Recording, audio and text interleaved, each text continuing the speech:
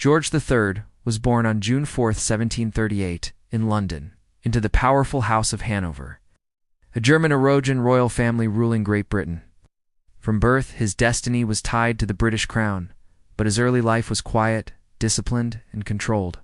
Unlike many previous kings, George III was born in Britain and spoke English as his first language, which later helped him connect with ordinary British people. His education was strict and focused on morality, religion, history, and governance, shaping him into a deeply religious and duty-driven man. When his grandfather, King George II, died in 1760, the young George III became king at just 22 years.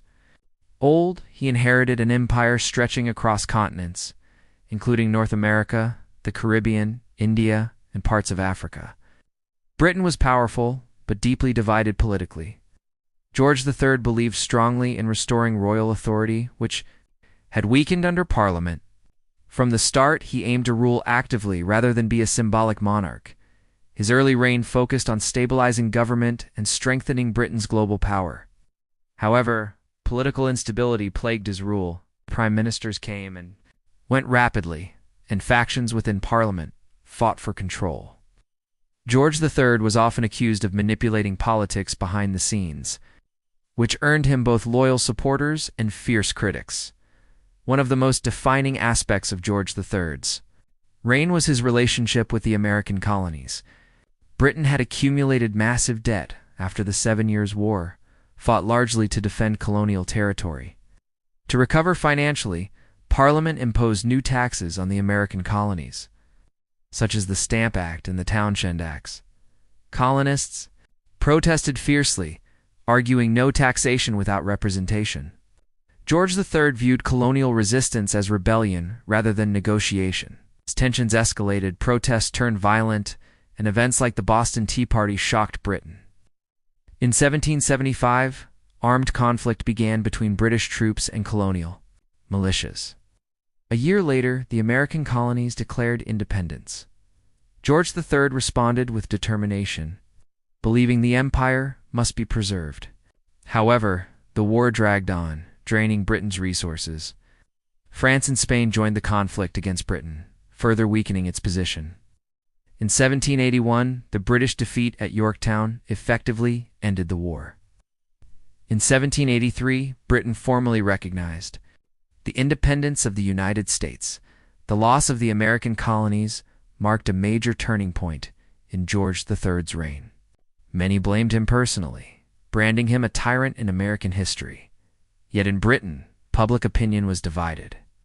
Some viewed the loss as a disaster, while others saw it as a chance to rebuild the empire elsewhere. Despite this setback, George III's reign was far from a failure. Britain expanded its influence in India, strengthened control over Canada, and later played a decisive role in defeating Napoleon during the French Revolutionary and Napoleonic Wars. George III was also a devoted family man. He married Charlotte of Mecklenburg-Strelitz, and together they had 15 children. Unlike many monarchs, he was faithful to his wife and valued domestic life. This earned him the nickname Farmer George, reflecting his interest in agriculture, science, and simple living. However, behind this image lay a darker struggle. George III suffered from recurring mental illness believed today to have been bipolar disorder or porphyria.